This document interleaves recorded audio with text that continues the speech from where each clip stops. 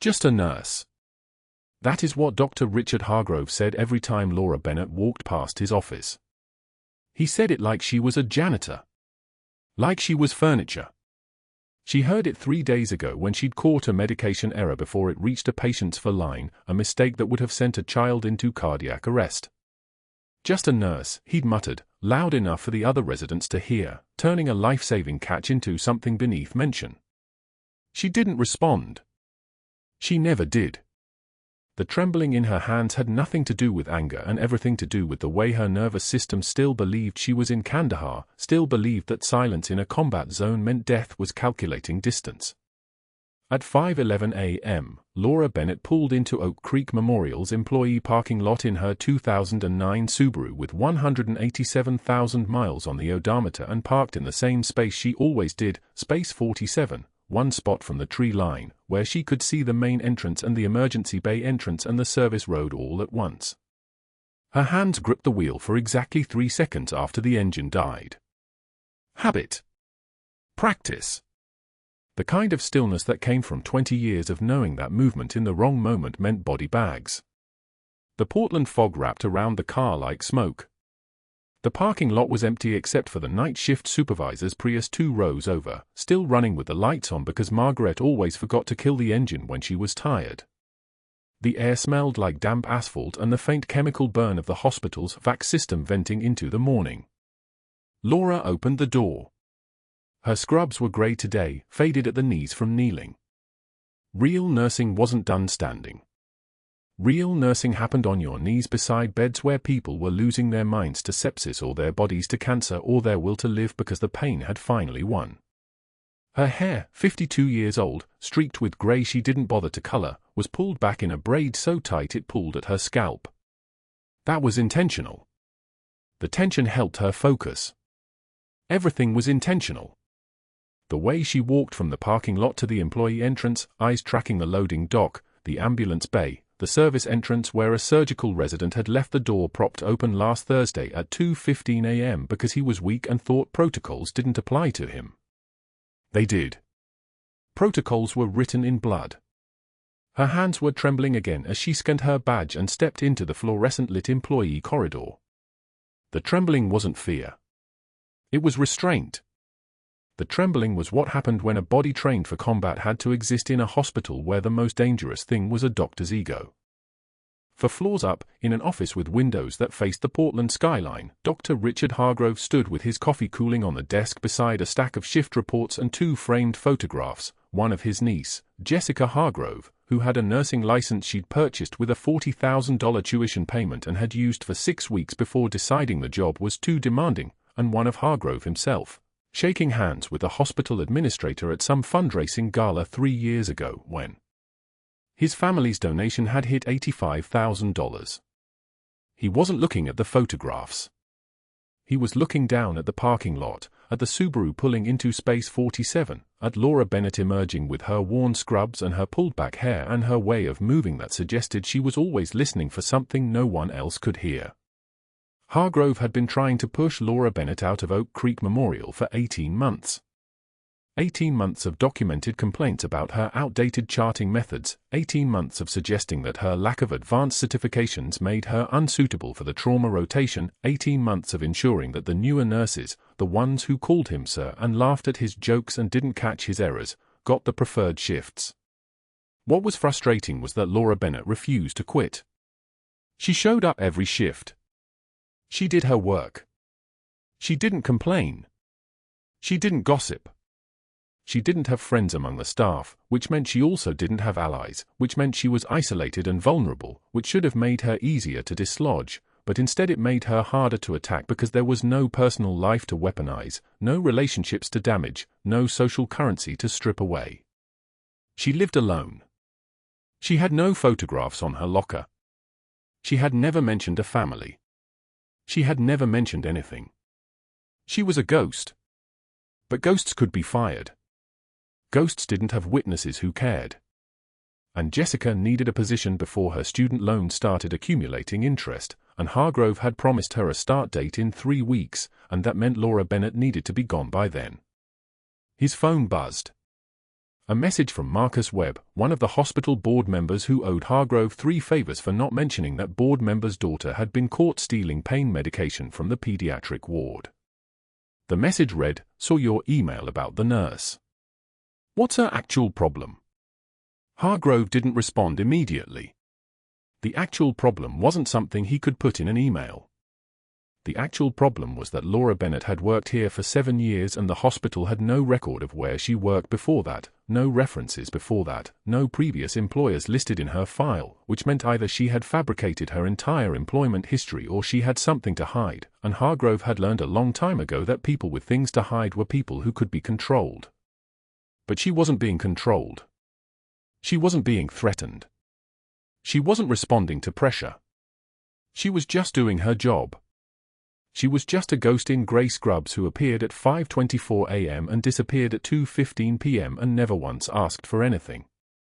Laura moved through the employee corridor toward the locker room, and her hand went to her jacket as she walked, not consciously, the way normal people touched a crucifix or a wedding ring, but automatically, muscle memory checking the left lining where the unit patch was sewn.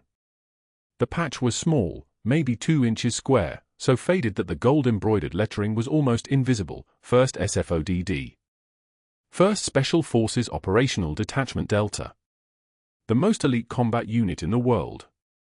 She didn't know anymore if she touched it for reassurance or as a kind of self-inflicted punishment, the way a recovering addict might keep a photograph of their lowest moment. The patch was from a life that didn't exist anymore. She had been someone then. She had been Senior Chief Petty Officer Laura Bennett, and she had held 18 men alive in a field hospital under siege for 48 hours while the roof came apart and the walls got smaller and the supply for fluids ran down to the last 3 bags. But that person had died in the after-action report.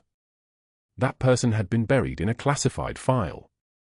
That person had been ordered to disappear into civilian life and never surface, never speak, never acknowledge the existence of the mission that had broken her in half. The Navy had given her a social security number and a civilian job placement and a new history, and they had told her that if she ever disclosed the events of the Kandahar operation, she would be prosecuted under the Espionage Act. So she had become a nurse. Just a nurse. A ghost who showed up on time and did her job and never mentioned anything. The locker room was empty. It was always empty at 5:38 a.m.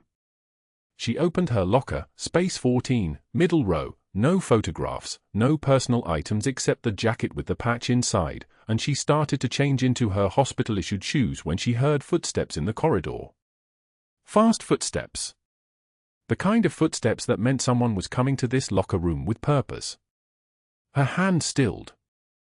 Her jaw clenched. The trembling started again, higher up in her shoulders now, radiating down her spine like electricity finding ground. The footsteps stopped directly outside the locker room door. Then the door opened. Dr. Richard Hargrove stood in the doorway with a printed stack of what looked like shift reports, his badge hanging from a lanyard that cost more than Laura's car payment, his expression arranged into something that probably passed for authority in the administrative suites but which looked, to Laura's trained eyes, like the expression of a man who had never had to make a life-or-death decision and believed that meant he was special. "Bennett," he said.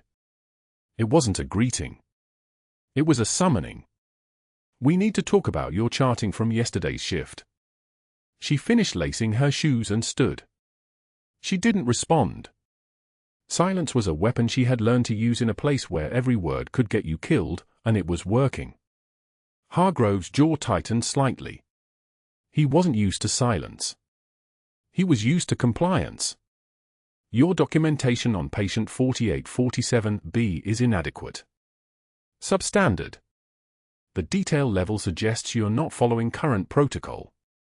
Patient 4847B was a 46-year-old man with a subdural hematoma who Laura had charted on for 3 days while he recovered from emergency craniotomy.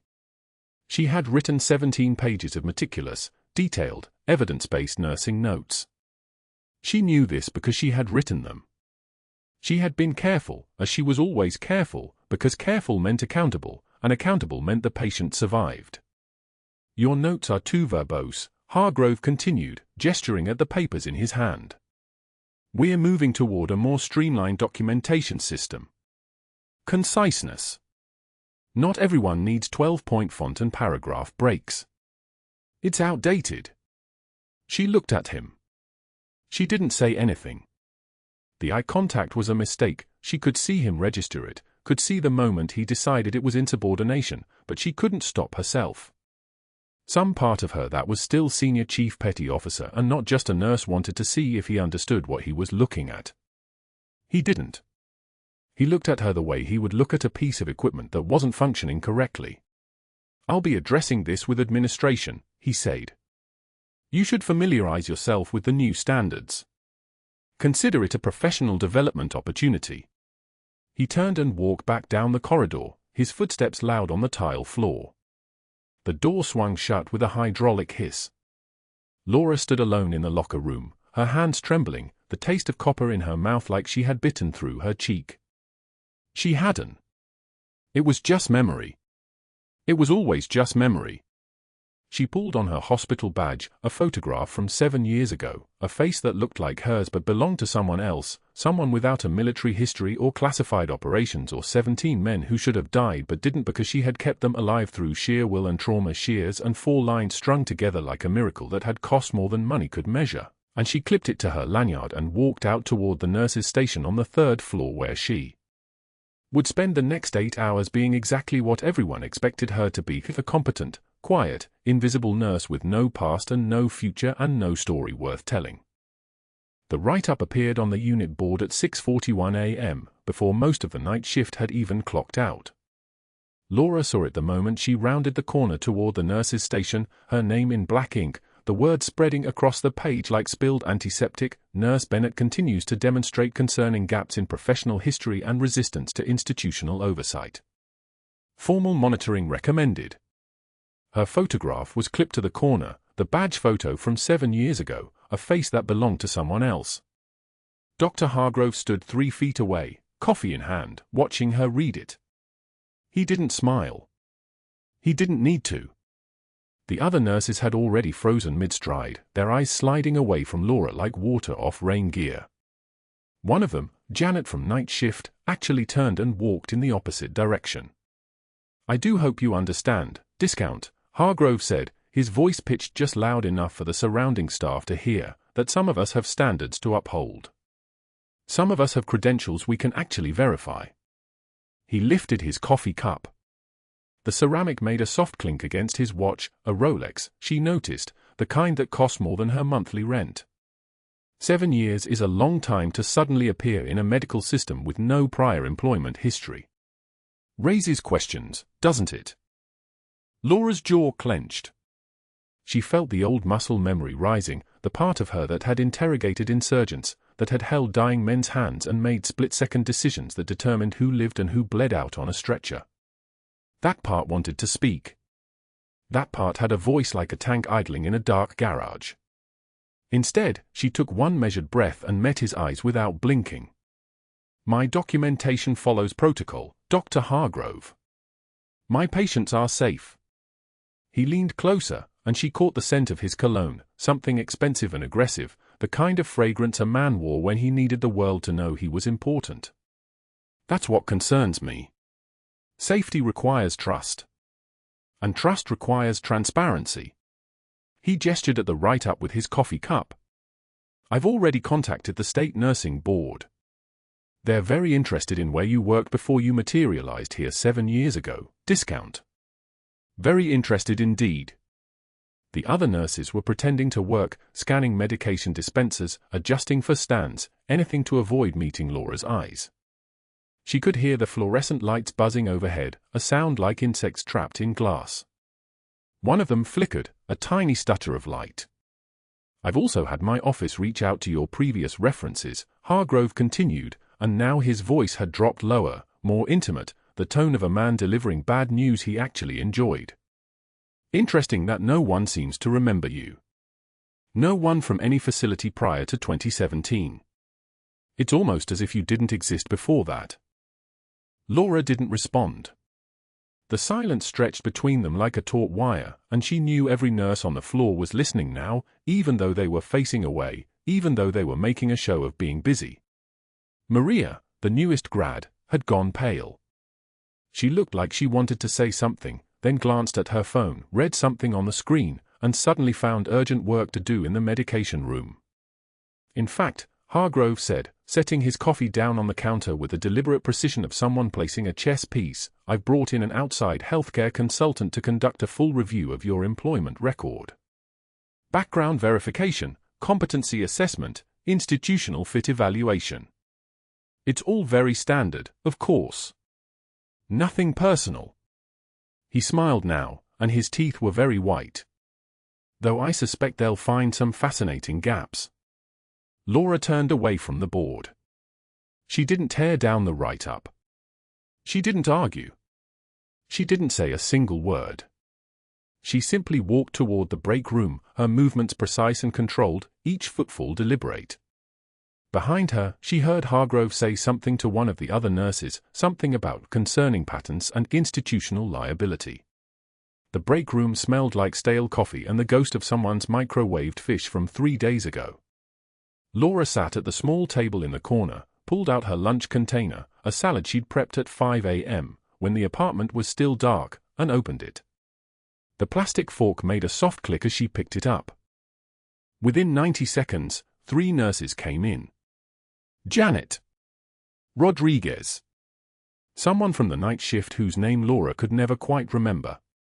They were chatting about something, a new episode of some show, weekend plans, and then they saw Laura. The conversation died. They looked at each other. Janet's lunch tray was still half full, steam rising from a bowl of soup that smelled like chicken broth and bay leaves. All 3 of them stood up and left. Only Maria stayed. The new grad sat down across from Laura, her shift badge still slightly crooked on her lanyard, her scrub still crisp from the wash.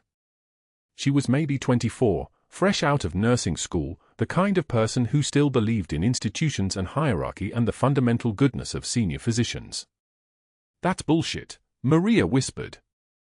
"You saved a guy's life yesterday. Everyone saw it." Laura ate a piece of lettuce. It tasted like nothing. Maria's phone buzzed.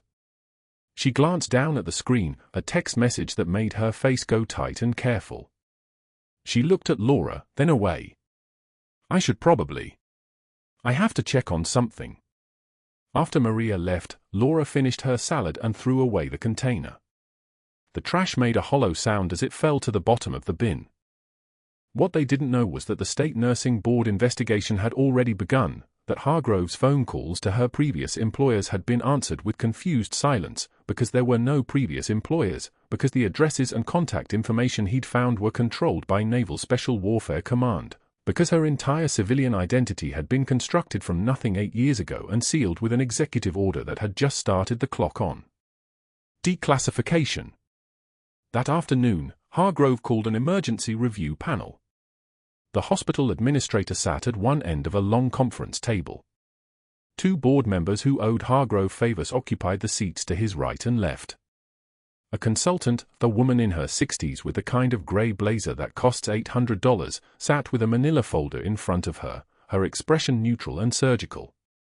They summoned Laura at 4:15 p.m., told her the meeting was mandatory, told her she could bring a representative if she wished. She didn't bring anyone. The conference room was cold. The kind of cold that comes from too much air conditioning and too much institutional authority in the same space. Laura sat across from Hargrove, and he began to speak in measured, professional tones that made his accusations sound like they were carved from stone. "Nurse Bennett, your employment history prior to your hire at Oak Creek Memorial presents significant gaps that are concerning to this board. Furthermore, your actions in the parking lot yesterday, specifically the performance of needle decompression using improvised equipment in a non-clinical setting, constitute practicing medicine without proper supervision and in clear violation of scope of practice regulations." Laura didn't look at him. She looked at the hospital administrator, at the board members, at the consultant who was writing something on a legal pad. "This is reckless cowboy medicine," Hargrove continued, and his voice had become almost conversational now, the tone of a man discussing something obvious and inevitable. "This is exactly the kind of behavior that gets people sued. Exactly the kind of behavior that destroys institutional credibility." "The patient survived," Laura said quietly. The patient was saved by paramedics, Hargrove corrected. Your improvisation was dangerous, uncontrolled, and a clear overreach of your credentials. I'm recommending immediate suspension pending the outcome of the State Board investigation. Laura took one measured breath. She felt it move through her chest, felt the old discipline click into place, the discipline that had kept her alive through 48 hours of siege fire, that had kept 12 dying men breathing through nothing but will and skill and trauma shears. She met Hargrove's eyes, and she let a single tear escape. Just one. She watched his expression shift, watched him think he'd broken something in her. Then she wiped it away with the back of her hand without breaking her gaze. I did what any nurse would do, she said, and her voice was quiet and steady and precise. I kept a patient alive until help arrived. That's my job. That's what I've always done. Hargrove leaned back. He looked almost satisfied. Well, the administrator said carefully, the board will need to conduct a full investigation. We're placing you on administrative leave, pending the outcome of both the State Nursing Board review and our consultant's background verification. You're suspended, effective immediately. Nobody moved. Nobody breathed. Laura stood, gathered her lanyard, and walked out of the conference room. Behind her, she heard Hargrove begin to speak about institutional liability and due diligence and the importance of maintaining standards. The hallway outside was empty. The evening shift was just beginning, nurses moving in and out of patient rooms, the mechanical sound of blood pressure cuffs inflating and deflating in the distance like some kind of technological heartbeat. Laura walked toward the locker room. She had a hospital badge to turn in, a jacket to collect, a life that existed only in official records to abandon. And then the fluorescent lights overhead flickered, and somewhere in the distance, a siren began to wail. But that wasn't the worst part. The siren was still wailing when Laura heard it, not the one in the distance from the flickering fluorescent lights, but a different sound entirely. A gasp. Sharp. Involuntary. The sound of a man whose body was betraying him. She was walking to her car in the Oak Creek Memorial employee parking lot, her badge still clipped to her scrubs, her mind already 3 moves ahead of the administrator's suspension notice. The afternoon sun hung low over the Portland skyline, casting long shadows between the rows of vehicles. Her silver Honda was 4 spaces away when she heard it again. That gasp.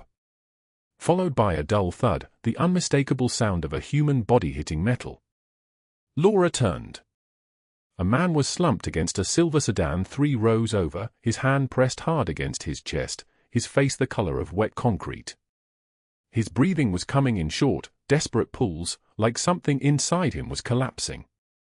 She knew that sound. She had heard it in Kandahar when shrapnel had punctured a Delta operator's chest cavity and his lung had imploded under its own weight. She knew exactly what it meant. Tension pneumothorax. Her body moved before her mind caught up. Years of training, years of muscle memory that no civilian nursing license could erase, took over. She sprinted across the parking lot in 7 seconds flat, her scrubs flapping like canvas, her hand already reaching for her nursing bag. The man looked up at her as she approached, his eyes wide and panicked, his mouth open but no words coming out because the pressure building inside his chest was crushing his ability to speak. "I've got you," Laura said quietly. Her voice had dropped 2 octaves. "What's your name?" "Can't," the word came out strangled. His trachea was deviating visibly to the right, pushed aside by the collapsed lung and the air that had nowhere to go. His breath sounds were absent on the left side, she could hear it in the asymmetrical wheeze, in the way his body was compensating. His oxygen saturation was dropping by the second. Without intervention in the next 90 seconds, his heart would stop. "Colonel Marcus Webb," he managed, gasping. "I'm Lime." Laura was already pulling her nursing bag open. She could feel a small crowd beginning to gather in her peripheral vision, a maintenance worker, a radiology tech, someone's voice calling for help. But there was no time for help. There was no time for protocols or chain of command or waiting for an ambulance that was still 5 minutes away from Oak Creek Memorial's loading dock. She found what she needed in 3 seconds, a 14-gauge angiocath needle from her emergency kit and the casing from a ballpoint pen she kept in her cargo pocket. Most nurses carried them as pens. Laura carried it as a life-saving device. She'd learned the trick in a forward operating base outside Kandahar when a Delta operator had coded from a blast injury and there was nothing else available but ingenuity and muscle memory. "This will hurt," she said. "But it's going to save your life." She didn't wait for permission. She located the second intercostal space, the midclavicular line where the air was trapped, and drove the needle through skin and muscle and into the pressurized cavity with the fluid precision of someone who had done this under fire while rounds were coming through canvas walls. The hiss was immediate, a sharp, explosive release of air that sounded like a tire deflating. Like pressure finally finding an escape route. Webb's body convulsed, then relaxed slightly. His breathing became less desperate. Fractionally better. "Stay still," Laura said. She removed the needle, keeping the plastic catheter in place, and inserted the ballpoint pen casing over it to act as a one-way valve. Air could escape. Air couldn't get back in. It was field medicine. It was Kandahar medicine. It was the kind of medicine that didn't exist in textbooks but existed everywhere on the battlefield. Behind her, someone was dialing 911. Someone else was saying her name. But Laura was counting Webb's respiratory rate, too fast, still compensating, but stabilizing. She was watching his color, waiting for pink to return to his lips and cheeks. She was listening to his breathing equalize across both lungs. 60 seconds. His oxygen saturation was climbing. 78, 82, 87. 90 seconds. The panic in his eyes was fading. His hand released from his chest. He was breathing. Really breathing. The kind of breathing that meant he would see his wife again. He would see his son. That was the moment she saw Dr. Richard Hargrove standing at the edge of the growing crowd, his surgical mask dangling around his neck, his expression shifting from shock to calculation in real time. She watched him watch her. Watched him see what she had done.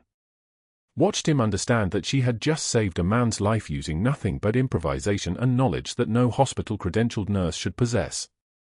The paramedics arrived for minutes later, and Laura stepped back, her hand still steady, her pulse still normal, her face perfectly composed as if she had just completed a routine vital signs check. Webb was loaded onto a stretcher, and for established, supplemental oxygen applied. One of the paramedics, a woman named Chen who had worked with Laura twice before, caught her eye and nodded. Just a nod. Respect. Recognition of what she had done. But Hargrove was still standing there, watching. His phone was already in his hand. His jaw was working silently, rehearsing something. Planning something. The moment Laura had used her knowledge to save a man's life in a parking lot without a doctor's supervision, without hospital oversight, without protocols, she had given him exactly what he needed. A weapon. The fluorescent lights in the parking lot flickered as the sun dipped lower. Thunder rolled across Portland like artillery echoing off distant mountains. In the distance, another siren wailed. But that wasn't the worst part. The worst part was the expression on Hargrove's face as he turned and walked back toward the hospital entrance, his phone pressed to his ear, his voice too quiet to hear but his intent perfectly clear. By the time Laura reached the administrator's office the next morning, Hargrove had already moved. He had filed a formal complaint with the Oregon State Board of Nursing for practicing medicine without supervision in a non-clinical setting. He had personally called Catherine Cross, an outside healthcare consultant from Seattle who owed him favors from a malpractice case he'd testified in, and contracted her for a complete employment audit. He had contacted Laura's references from her 7 years of nursing practice, the only 7 years that officially existed, and asked carefully crafted questions about her judgment and decision-making patterns. And he had convened an emergency review panel for that afternoon. Laura, the administrator said, not meeting her eyes. We need to talk about what happened in the parking lot yesterday. She sat in the plastic chair across from his desk, her hands folded in her lap, a unit patch still sewn inside her jacket lining like a talisman she couldn't touch without breaking protocol. Her voice, when she spoke, was deferential. Calm. Exactly what they expected from her. I performed emergency life-saving treatment on a patient in cardiac distress. I used equipment I carried with me and established a field intervention until paramedics arrived. Colonel Webb is stable in ICU. That's exactly the problem, the administrator said. You're not a doctor. You can't make those decisions. I made the decision that kept him alive. The words came out level. No anger. No defensiveness. Just a statement of fact. But she watched the administrator's shoulders tense slightly, as if he had expected her to crumble, and instead she had responded with something that sounded dangerously close to authority. Dr. Hargrove has raised some serious concerns, he continued. About your scope of practice. About judgment calls that put the hospital at liability risk. He's recommended a full investigation, and frankly, given the circumstances, I think we need to suspend you pending the outcome. Laura didn't flinch. She had been suspended before, for longer, in worse circumstances, with lives hanging in the balance. This was nothing. This was just another test of composure. Another moment where they could watch her break and confirm that she was exactly what they thought she was, a frightened nurse who had overstepped her authority and gotten lucky. When does the investigation begin? She asked. Immediately. We'll need your employment file, your training certifications, your complete patient log from the past 5 years. Catherine Cross will be conducting interviews with your colleagues. Laura stood. She touched the unit patch inside her jacket, a reflex she couldn't suppress, a talisman from a life they could never understand. She was thinking about Webb. About the fact that he was a Delta Force colonel. About the phone calls his son had probably already made. About the fact that you didn't just save a warrior's life and have the universe let it slide. I understand, she said. I'll have everything ready. As she walked out of the administrator's office, Hargrove was walking in, his expression triumphant, a folder of documents already assembled in his hands. He didn't even look at her as she passed. He didn't need to. He had won the game he thought they were playing. He had no idea what kind of game was actually in motion. The administrator's voice came through the phone at 2:11 p.m. on a Wednesday afternoon. Miss Bennett, we need you to come to my office. Immediately. Laura knew before she arrived what the words would be. She'd seen it coming for 3 days, the way conversation stopped when she entered rooms, the way the other nurses looked at her with something between pity and fear. Dr. Patel sat behind his desk, the suspension letter already printed, already signed. Pending the outcome of the investigation, you're on immediate administrative leave. Effective now. His hands fidgeted with a pen. He wasn't enjoying this. That almost made it worse. Your badge will be deactivated. You'll need to clear your locker before you leave the building. She didn't argue. There was no point. She'd learned long ago that words were less important than silence, that compliance bought time, that showing no reaction kept people from asking questions.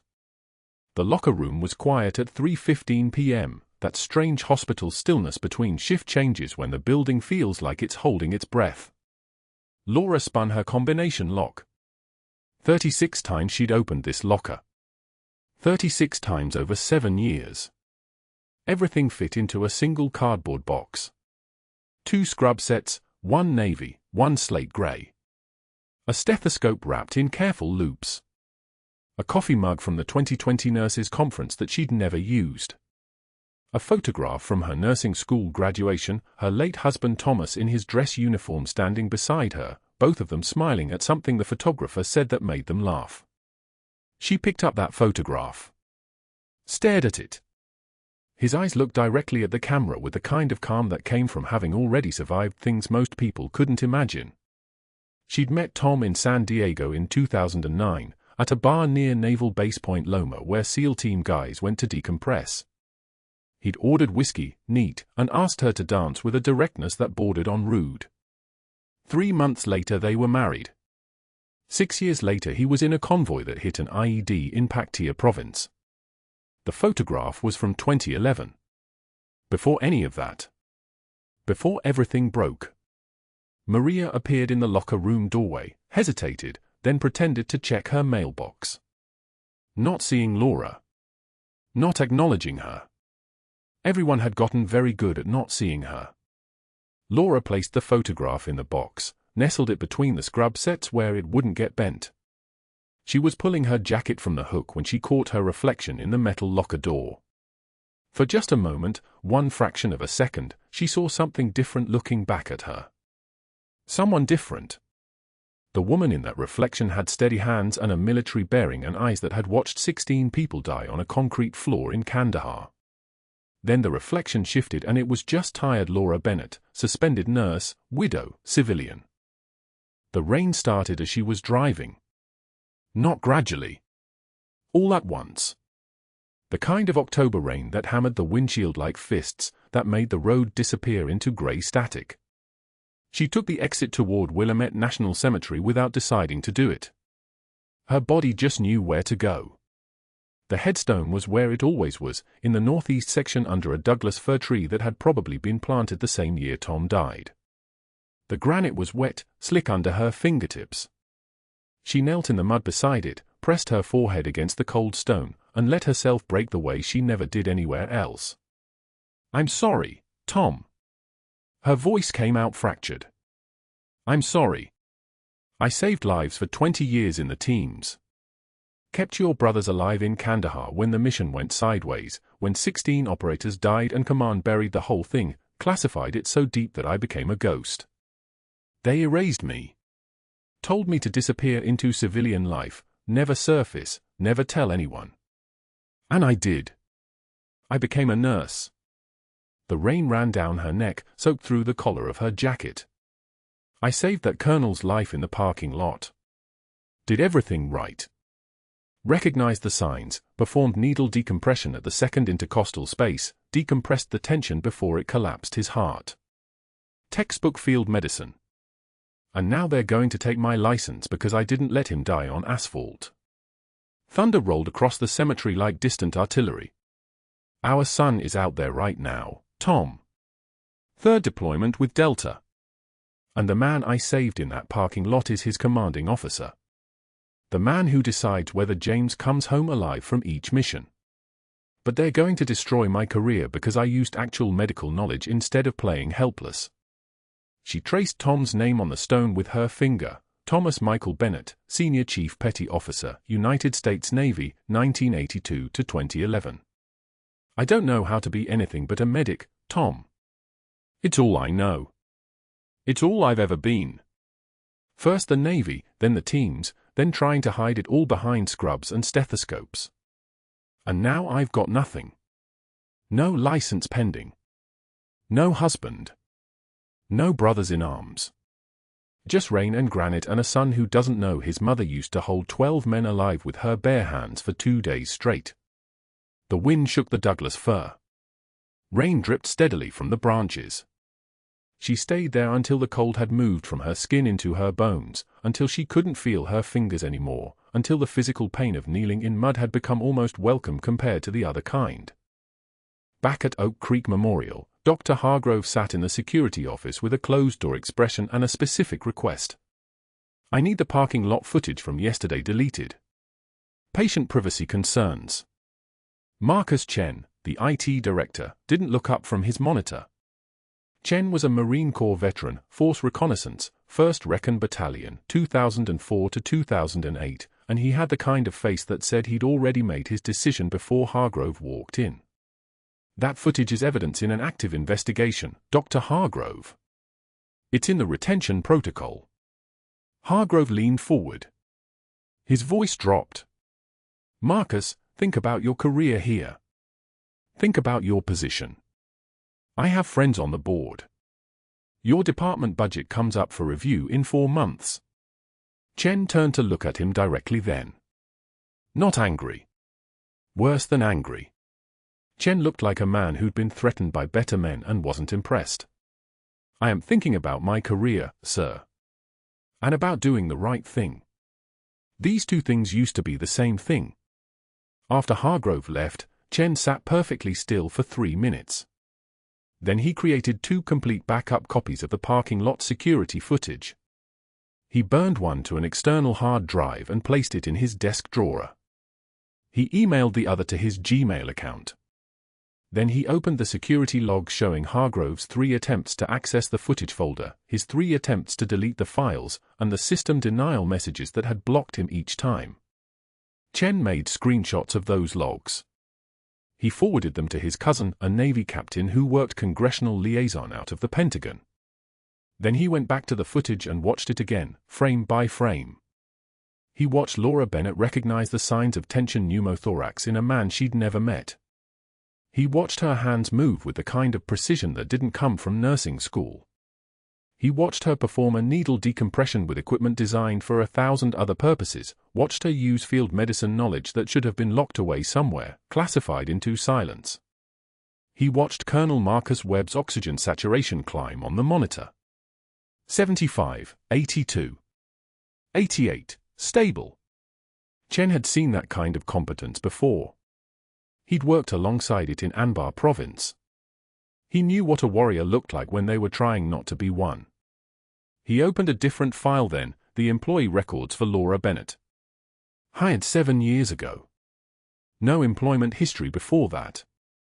No references from prior positions. A social security number that checked out. A driver's license photo where she looked directly at the camera with the kind of composed distance that Marines recognized because they trained it into people. Chen forwarded her entire personnel file to his cousin as well, along with a 1-line message, "Check this one. Something's not right about how right she is." Back at Willamette National Cemetery, Laura was still kneeling in the mud. Still pressing her forehead against cold granite. Still whispering words that nobody could hear except the rain and the wind and the man sleeping beneath the stone. She'd spent 7 years trying to be someone Tom would have recognized. Trying to honor his death by being normal. Trying to transform a SEAL into a civilian, a field medic into a hospital nurse, a classified operative into someone who clocked in and clocked out and didn't save colonels in parking lots with pen casings and borrowed catheter needles. She'd done everything right. She'd kept the secret. She'd buried the past. She'd become invisible. And none of it had mattered because the moment she saw a man dying, the moment her training recognized the exact microsecond when a collapsed lung would become a cardiac arrest, her body had simply moved. 7 years of discipline had broken in 7 seconds. And now the hospital was going to punish her for being exactly what she'd been trained to be. The rain fell harder. The cemetery was empty except for Laura and the dead. The headstones gleamed wet in the grey light. Somewhere in the distance, a siren wailed toward an emergency that someone else would answer, someone else would save, someone else would survive because they'd been taught that preserving life was always worth the cost. The siren stopped. The rain stopped. The world stopped. 17 hours later, the Portland morning broke sharp and clear, the kind of Tuesday that arrives after storms, when the sky looks scrubbed clean and the air tastes like copper and possibility. Laura had not slept. She'd sat at her kitchen table with her phone face down, waiting for the call she knew was coming, the one that would either restore her or finish her. At 5:57 a.m., the text came through. A single word, *now. The convoy arrived at Oak Creek Memorial at exactly 0600. 3 black SUVs rolled through the main entrance with the mechanical precision of a choreographed threat. The command vehicle followed, a dark sedan with tinted windows and antennas that looked like they could reach satellites. 24 personnel in dress uniforms filed out, their movement synchronized, their presence turning the early morning parking lot into something that felt like occupied territory. Nurses heading to their shift slowed. Paramedics stopped unloading the ambulance.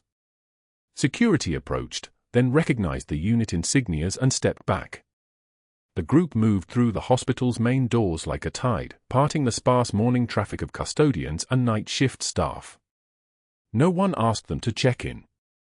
No one asked for credentials. The kind of authority that needs no announcement filled the hallways, the sound of boots on tile, 1, 2, 3, 4, steady and deliberate. The administrator's office was on the 3rd floor. By the time they arrived, Catherine Cross, the outside healthcare consultant, was already there. So was the hospital's legal team. So was Marcus Chen from IT, the Marine Corps veteran who'd spent 3 days preserving evidence while Hargrove assumed the video backups were erased. They all turned as the uniformed personnel filed in, their faces registering confusion, then understanding. Laura's son entered last. Captain James Webb stood exactly 6 feet tall, broad-shouldered, with eyes that were his mother's, alert and measuring. He wore his dress blues, the fabric pressed so sharp it could cut, medals arranged with the precision of someone who understood that appearance was sometimes the only language authority needed to speak. He stood at attention in front of the administrator's desk and spoke in a voice like a command that had never needed to be repeated. "We're here for Senior Chief Petty Officer Laura Bennett." The room did exactly what rooms always do when confronted with the impossible made manifest. It went still. The administrator opened his mouth. Closed it. Someone in the back whispered. Marcus Chen's expression shifted from careful neutrality to something that looked like vindication. Colonel Marcus Webb stepped forward. His hands trembled as he opened the folder, not from weakness, but from the weight of what it contained. 18 months of classified operations. 16 operators lost. 12 who survived. One senior chief medic whose decisions had meant the difference between body bags and survivors. He began to read aloud. Navy Cross citation, dated 22 months ago, classified until today. For gallantry in action above and beyond the call of duty while serving as Senior Chief Petty Officer, Naval Special Warfare Command, Kandahar Province, Afghanistan. His voice steadied as he continued. Senior Chief Bennett voluntarily remained at Forward Operating Base Shank during a coordinated Taliban assault that killed 16 fellow operators and destroyed primary medical facilities. With no backup, no air support, and hostile fire impacting the compound, she established a field hospital in a damaged ammunition storage building. Over 48 consecutive hours, maintaining combat readiness while providing medical care, she performed life-saving surgical interventions on 12 Delta operators. These interventions, conducted with minimal equipment and under sustained small arms and mortar fire, resulted in 12 survivors who would have been fatalities without her actions.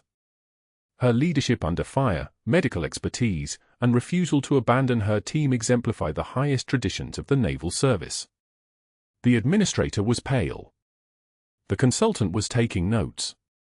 The hospital attorney was already calculating liability exposure. But they weren't finished. A Navy SEAL Master Chief stepped forward, the kind of man whose presence made the air pressure change, whose decorated chest was a catalogue of operations that would never be declassified. He'd flown in from Virginia Beach overnight on a military transport. He'd been in Kandahar. He'd watched Laura work. Senior Chief Bennett, he said, and his voice was the sound of certainty, held a field hospital under enemy fire for 48 hours straight. No relief. No medical backup. No anesthesia except what she improvised. She performed 11 surgical procedures using instruments from a combat medic bag and supplies scavenged from the damaged building. Tension pneumothorax. Sucking chest wounds. Penetrating abdominal trauma. Extremity amputations to prevent exsanguination. He looked directly at Colonel Webb. She kept 12 Delta operators alive until extraction arrived, including then Major Webb here. Without her, those 12 don't make it home. The Master Chief paused. His eyes found Laura, standing in the back of the room near the door, in her civilian clothes, her face composed. That's what a real scope of practice violation looks like, by the way. Using a ballpoint pen casing and a catheter to save Colonel Webb's life in a parking lot. That's not cowboy medicine. That's what you do when you've already proven you can perform life-saving medicine under conditions most of us can't even imagine. That's muscle memory for staying alive. The FBI liaison stepped forward next. Federal presence. Formal bearing. The kind of authority that made hospital attorneys stop calculating and start panicking. Records declassification notice, signed by executive order this morning, following a congressional investigation into the 2022 Kandahar operation and subsequent cover-up decisions. Senior Chief Petty Officer Laura Bennett service record, medical certifications, combat decorations, and operational history are now declassified and restored. All prior orders for confidentiality are rescinded. She is not under any employment restriction, not subject to any security protocols that would prevent her from practicing medicine or performing emergency medical care. Any institutional action taken against her based on her hidden service record is now illegal. Marcus Chen from IT stood up. In his hands was a laptop. On the screen, security footage from the parking lot. Laura saving Colonel Webb's life, hands steady, movements precise, every action exactly what a trained emergency medical officer performs under pressure. Then the screen changed. Email threads. Between Hargrove and board members. We need to move quickly before she becomes a hero narrative. Between Hargrove and the State Nursing Board. I'm concerned about her judgment in critical situations. Between Hargrove and the outside consultant. Let's frame this as a scope violation rather than what it actually is, a nurse who saved a life. Security footage from the hospital's admin server. Hargrove at his desk, 03:47 in the morning, 36 hours after the parking lot incident. Attempting to access and delete the parking lot backup. Trying command sequences that would have worked if Marcus Chen hadn't already extracted the master copy and encrypted it with military-grade protocols. Trying. Failing. Trying again. Those are attempts to destroy evidence in a case involving federal security classifications, the FBI liaison said quietly. That's obstruction of a federal investigation. That's tampering with witness records. That's a felony. The room had moved past silence into a territory beyond sound, where only pressure and light existed. And then Hargrove walked in. He'd been summoned. Called to a meeting he thought was routine. He wore his white coat like armor, stethoscope draped like a medal. His expression was the particular confidence of a man who'd never experienced consequences, whose connections had always been sufficient to deflect accountability. He stopped in the doorway. He saw the uniforms first. His face registered confusion. Then his eyes found the military credentials on the desk, the open folder with his photograph in it, the classified stamps, the Navy Cross ribbon reproduced in triplicate. His jaw moved without sound. His mouth formed words that never quite became speech. Colonel Webb closed the folder slowly. The sound it made was like a gavel. Dr. Hargrove, the hospital attorney said, her voice stripped of everything except professional necessity, you attempted to delete security footage related to an incident involving a federal witness. You fabricated performance complaints against a decorated military medic. You coordinated with board members to remove her from employment specifically because she'd prevented your family member from gaining a position. You contacted her previous employers with misleading questions designed to undermine her professional reputation. You have, in essence, committed obstruction, fraud, and retaliation against a federal employee in a protected status. Hargrove's hand came up. I was protecting the institution. The protocols. There are no protocols, the Master Chief interrupted, that allow you to destroy evidence. There are no policies that permit you to fabricate complaints. There's no scenario where what you did is anything except a crime. The administrator spoke next, her voice carrying the weight of institutional survival. Your employment at Oak Creek Memorial is terminated, effective immediately. You are required to surrender your credentials, your hospital badge, and your access codes. Hospital security will escort you from the building. The hospital will be referring all evidence of your actions to the Oregon Medical Board and the FBI. You should retain legal counsel. Hargrove looked like a man watching his reflection in water drain away. His mouth opened. Closed. His hands trembled, not the trembling of restraint, but the trembling of a structure collapsing. He looked at Laura, standing silent in the back of the room, and something in his expression shifted from confidence to recognition. Recognition of the thing he'd attacked without understanding what it actually was. He'd tried to break someone who'd already survived Kandahar. He'd tried to shame someone who'd held 12 dying men alive through her own refusal to surrender. He'd tried to end someone who'd been made in fire and had chosen to live as a nurse because she believed in the fundamental value of saving lives. Security escorted him out. His white coat was left on the chair. His stethoscope dangled from the desk. Laura Bennett stood very still. Then Colonel Webb turned and looked directly at her. His eyes were wet, but his posture was military, straight, unflinching, present. "Senior Chief," he said quietly, "welcome home." 6 months passed in the way administrative timelines move, depositions, medical board hearings, the slow machinery of institutional accountability grinding forward. Hargrove's medical license was restricted to non-clinical CPR instruction. His niece, the one he'd been clearing a position for, accepted a residency elsewhere, anywhere away from the shadow of his name. His wife filed for separation. Job applications went unanswered.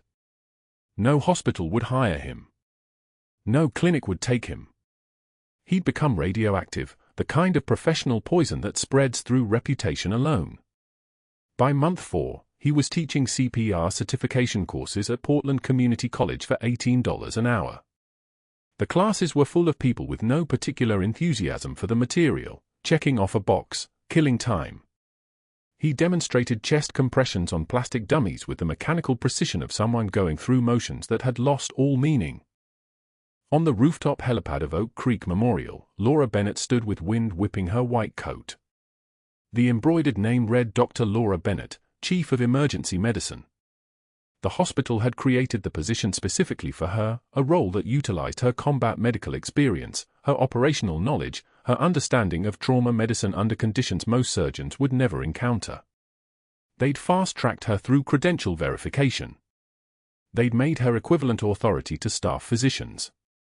They'd given her the thing that mattered most, the ability to save lives without apology. Below, in a Portland Community College classroom, Hargrove pressed down on a plastic chest. The mannequin didn't respond. It never did. That was the point of practicing on dummies. They provided no feedback, no resistance, no moment where you'd ever know if you'd done the right thing. A medical helicopter descended toward the helipad where Laura stood. The rotor wash was a physical force, pressing down like the weight of a choice made and held. Captain James Webb emerged first, his dress blues perfect, his bearing military, his smile the smile of a son who'd served under a commander he didn't know was his mother. Colonel Marcus Webb stepped out behind him, moving with the careful strength of a man who'd been saved twice, once in a field hospital 48 hours long, once in a parking lot by hands he'd thought belonged to a nurse named Laura Bennett. Marcus Webb gripped her hand. "Senior Chief," he said, using the rank that was hers by law now, "my son tells me you've still turned down our dinner invitation." Laura smiled, the first real smile anyone at the hospital had seen from her in months. "Colonels don't cook for nurses, sir." "No," Webb agreed, and there was laughter in his voice, "but commanding officers damn sure cook for the medic who saved their life twice." He gestured to his son. "Besides, James says I have the best CO in JSOC. I told him I already knew." "You raised him." James Webb stepped forward and held his mother in an embrace that lasted long enough to mean something. He whispered against her shoulder, "Dad says I'm one of the lucky 12. I told him, "No, sir. I'm one of the 12 because Mom kept the other 11 alive so the extraction could find us." He got real quiet after that. Laura touched the faded unit patch sewn inside her jacket lining, the one she'd carried through Kandahar, through 7 years of hiding, through Hargrove's persecution. The Master Chief at the congressional hearing had officially restored it to her dress uniform at a private ceremony last month, the first SFOD-D insignia, faded and worn, proof that she'd been there, that she'd done the work, that she was home. The helicopter lifted off. The rotor wash scattered across the helipad like applause. Laura descended the stairs back into the hospital, back into the emergency department where Maria and a dozen other nurses waited with a case file and the particular energy that meant critical incoming. "Dr. Bennett," one of them said, and Laura noticed they'd stopped calling her Laura, stopped calling her nurse, stopped treating her with the conditional respect they gave doctors. They addressed her now the way they spoke to each other, as a member of a unit whose purpose was to save lives, to make impossible things happen in rooms where the light was too bright and the clock was always ticking. "Incoming," Laura said, not as a question but as a statement. "What do we have?" Somewhere across Portland, Richard Hargrove demonstrated chest compressions to students who checked their phones. The mannequin beneath his hands had no heart. It never would. He was teaching resuscitation to people who mostly didn't care, to people who would mostly forget what they'd learned. Laura pulled on gloves. Her hands were steady, the steadiness of someone who'd performed surgery in a destroyed building under fire, who'd held a 12-man unit alive through sheer refusal to surrender, who'd chosen to become a nurse because saving lives in the daylight was harder than saving them in the dark. She was finally home. Finally, after everything, in the place she'd chosen and earned and refused to abandon. The trauma team moved into the bay. The monitor beeped its initial rhythm. The work began, the work that mattered, the work that was never finished, the work that was worth everything. Heroes walk among us. Sometimes in scrubs, saving lives in the dark. If this story moved you, if you believe that the quietest people sometimes carry the greatest strength, subscribe to this channel and turn on notifications.